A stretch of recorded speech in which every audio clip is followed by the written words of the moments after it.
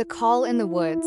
It began on a crisp autumn evening when Sarah and her brother, Jacob, were walking their dog Buster along the edge of the woods behind their house. The sun had just dipped below the horizon, leaving the trees in a deep purple twilight. Suddenly, Buster stopped dead in his tracks.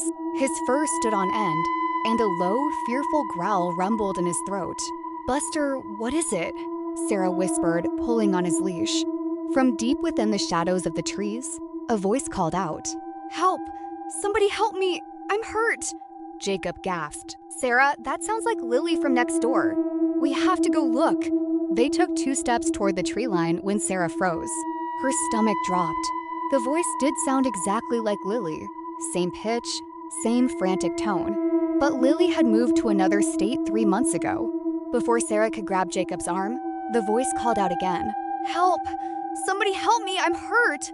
This time, Sarah noticed the flaw. The inflection was completely identical to the first time.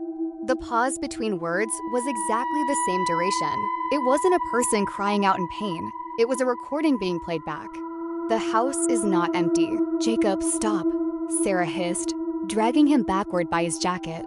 "That's not Lily. Run." They bolted back to their house, locking the heavy wooden door behind them and pulling the deadbolt into place. Panting, they stood in the dark hallway. Their parents wouldn't be home for another hour. Sarah immediately pulled out her phone to call the police.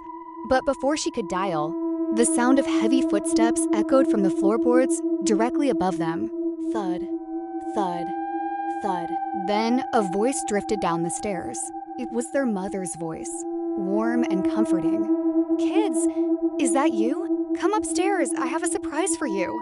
Jacob smiled in relief. "Mom's home early," he said, moving toward the staircase. Sarah caught his wrist, her heart hammering against her ribs. She pointed a trembling finger toward the kitchen counter. There, sitting right next to the microwave, were their mother's purse and car keys. She hadn't come home. The house went completely silent. The perfect copy. From the top of the stairs, the voice called down again, but the warmth was entirely gone. It was flat, mechanical, and perfectly replicated. "Kids, is that you? Come upstairs, I have a surprise for you." Sarah and Jacob backed away slowly toward the front door. As they reached for the lock, a shape began to descend the stairs. It wore their mother's favorite blue sweater. It had their mother's height and hair, but it moved with a jerky, unnatural rhythm, like a puppet being pulled by invisible strings. And as it stepped into the faint light of the hallway, Sarah saw its face.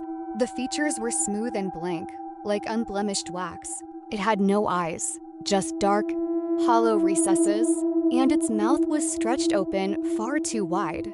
A yawning black void that didn't move even as their mother's voice poured out of it. "Come upstairs. Come upstairs." They didn't wait to see what happened next. Sarah yanked the front door open, and they sprinted out into the streets, screaming for the neighbors, leaving the thing behind. In the dark, still practicing its stolen voices. So this is the end of the story. I hope you liked it. Comment down below if you want more of this stories. Bye.